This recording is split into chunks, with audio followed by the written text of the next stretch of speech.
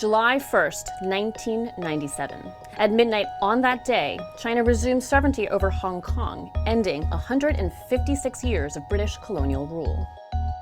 An agreement known as the Sino-British Joint Declaration then kicked into effect.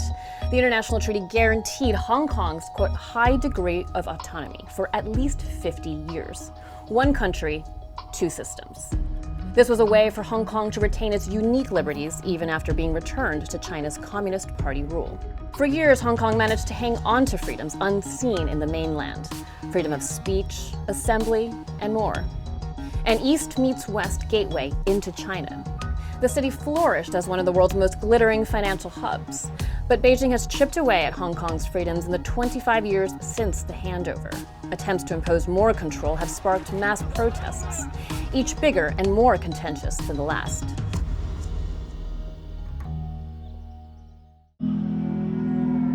2019 saw the city's largest ever demonstrations. Millions in the streets demanding pro-democracy reforms. Unrest lasted months. Free Hong Kong! Then, as the coronavirus pandemic took hold, Beijing cracked down even further. The final blow, the National Security Law. A sweeping law that criminalizes broad buckets: secession, subversion, terrorism, and foreign collusion. Desecrating the flag, mocking the national anthem, also considered crimes. 2 years in, Chinese authorities have used the law to silence dissent, arresting dozens of pro-democracy activists, lawmakers, journalists, and limiting freedom of the press and speech. Entire news outlets, previously vocal in publishing exposés critical of government, forced to fold. Academics and journalists admit to self-censoring out of fear they'll be targeted. Many Hong Kongers have fled abroad, including to the UK and the US. The national security law applies globally, but that hasn't stopped activists in exile working to keep the spirit of Hong Kong and the flame of democracy alive. Stand with Hong Kong! Stand with Hong Kong! Beijing has hailed the law as restoring order, a controversial claim as the UK has declared China to be in a state of, quote, ongoing non-compliance with the joint declaration, essentially saying China was not honoring the agreement to preserve Hong Kong's liberties.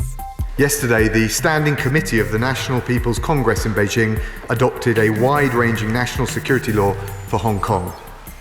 This is a grave and deeply disturbing step. The crackdown looks set to continue.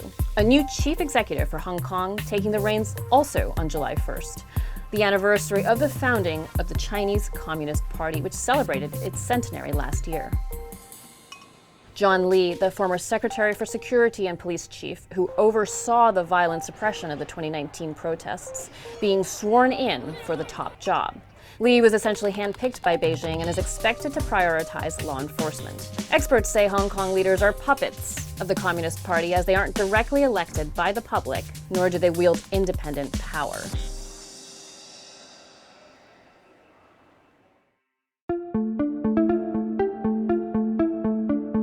Like outgoing leader Carrie Lam, Lee will have to find a way to do Beijing's bidding. Keeping all quiet on the home front will be key in the coming months as party leader Xi Jinping is set to take on an unprecedented third term.